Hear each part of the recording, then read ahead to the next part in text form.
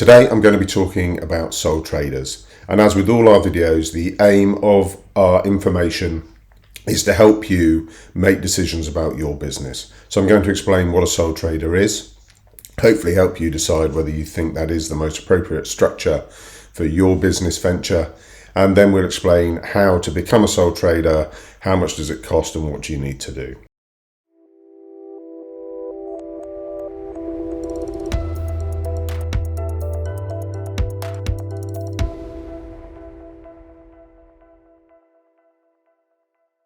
So first of all, let's start with what is a sole trader. So a sole trader is where you, Joe Bloggs, decide to start a business and you are in business for yourself, which means that you are the business. And the most important thing there means that everything you do and every decision you make and every action that you take is your personal responsibility. And so although the business, you might see it as separate from yourself, legally and from a tax point of view, there is no difference. It is you. It's Joe Bloggs trading as XYZ. Now, most of the time, people would look at a sole trader, self-employed status for a very simple business. So if you are doing something sort of on the side, your sort of side hustle, or maybe it's a hobby where you're just making a bit of money, or where you're doing a bit of dog walking or things like that, they're very simple, and most of the time people would think, right, well, that's where a sole trader or a self-employed structure is most appropriate. But there's no legal reason why any business can't be a sole trader. So you can have restaurants, shops, pubs, they very often can be sole traders, and there'll be other reasons why people might choose not to be a sole trader, but there's no legal reason why you can't be a sole trader for many businesses and many sizes of businesses. But generally, as the business gets bigger, as the business gets more complicated, the sole trader route is less attractive for various reasons, and so people go for one of the other structures, such as limited company, limited liability partnership, of which we have other videos if you want information about those. So a sole trader is you. So in terms of that, you are legally responsible for all the actions of the business. It's just you. Someone wants to employ you to walk their dog, to do their bookkeeping. It's just they employ Joe Bloggs. The relationship is direct between Joe Bloggs and the client, and you raise an invoice for any work that you do, they pay you, and that's it. The relationship is directly between you and them. The fact that you have a business name and you call your business something other than Joe Bloggs, so Joe Bloggs is XYZ dog walker, Joe Bloggs is XYZ graphic designer, Joe Bloggs is XYZ accounting services, that doesn't really matter. They are having a direct relationship with you, and therefore all responsibilities go with you. So as I say, a lot of the time where it is a one-person business, when it is graphic design, when it is the dog walking type of thing, where there's little risk, that's when people will think, well, I'll go for simplicity, because the simplest, easiest thing is to set up as a sole trader, because it's just me, and I don't need a separate bank account. I don't need to do anything. I just start, pitching for my services, whatever skills it is I've got, and I get some clients and I start doing what I do, and I charge them and they pay me. Now, it can, as I said, it can be bigger than that. And sometimes, the local pub might be, the landlord is in there, and well, it's just my pub. I'm going to look after people. There's no real risk. It's simple. I'm going to be a sole trader, and I'm going to earn. I'm just going to open the doors, charge people, and it's just me. There's no complications. And that there's no, as I said, there's no problem. It can be as big a business as you like. In terms of the other legal responsibilities, You still have to comply with PAYE legislation. If appropriate, you'd have to comply rather with the VAT regulations. So all of that still applies. And as I say, it's on you personally. So you are personally responsible for any employees and the employment law and employment rights that they might have. You'll be personally responsible for managing the PAYE, handling anything to do with the inland revenue, their pension obligations. All of that comes on you. If you are supposed to register for VAT because of the size of your business or what you're doing, then again, it's your personal responsibility to comply with that. And if there are any issues, if there are any penalties or fines or anything goes wrong, it's on you personally. And likewise with your customers and clients, if you do something wrong and someone decides to sue your business, they are in fact suing you personally. And therefore everything you own, everything that is yours, is subject to any action that anyone takes.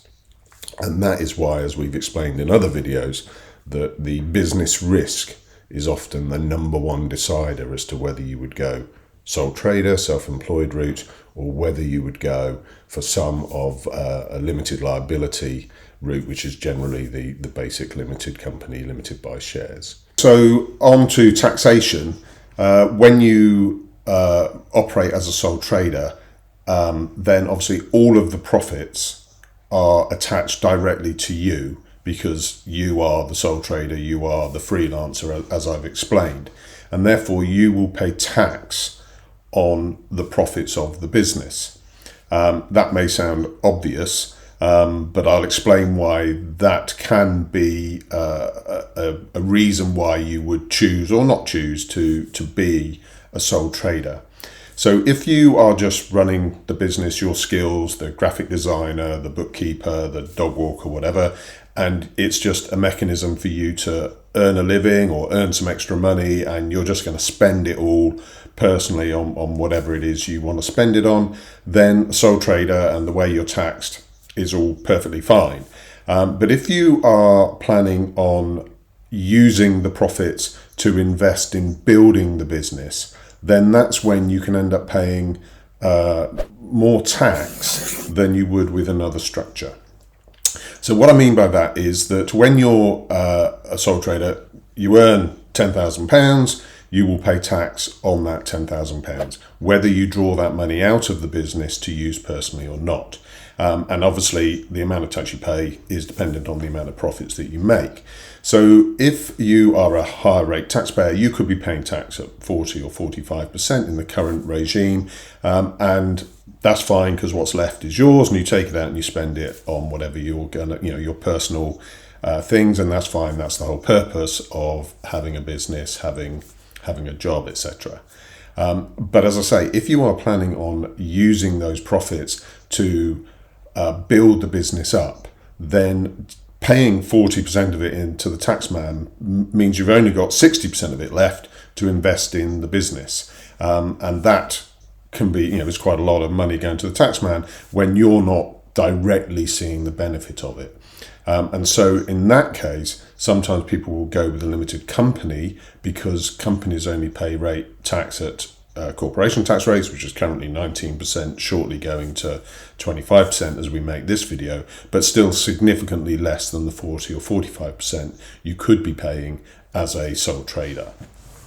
And so that is something to bear in mind, that if you're just going to leave, if you're just earning this money, you don't need it, you're just leaving it in the business to just grow and grow, then again, you're going to be paying tax whether you take that money out and have the benefit of it or not. So something else to bear in mind around limited company versus sole trader, the way that you're taxed. On top of tax, there's national insurance. So you pay a percentage of national insurance based on the profits that you make, and there's other national insurance issues around being self-employed, with relatively small amounts compared to the tax impact.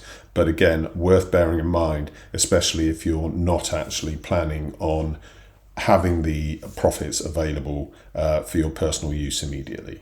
So that is what a sole trader is. In terms of how do you go about registering as a sole trader, it's very simple. You just need to let the Inland Revenue know that you are going to be self-employed and that you'll need to file a tax return to disclose what your revenue is and your profits are. As I say, if you employ people as an employer, you'll need to set up a PAYE scheme. If your turnover goes over the VAT thresholds and the services you supply are VATable, you'll have to look at registering for VAT. So, and in terms of the day-to-day record keeping, because it's just you, it's much, much simpler because it's just your records. So you don't need to have a separate bank account as you would if you had a limited company. Sometimes I would recommend it because it's good housekeeping. It shows, and it's easier for you to keep your business records separate from your personal records, because you do need to keep a record of all your income and expenditure. And should anyone ever look at your bank account, if there's cash being taken out or restaurant bills or shopping bills and all of that going through the one bank account, you may have to keep records or explain where all this money is and whether it's relevant to the business or not. So very often you can open a separate bank account between you and I. It doesn't have to be a business bank account, which will be may save you some charges, but you have a separate bank account and you put all your income from your business into that. You pay all your business expenses out of that, and whatever's left over, you transfer into your personal account to just use as you wish. But as I say, there's no legal obligation because everything you do is just you.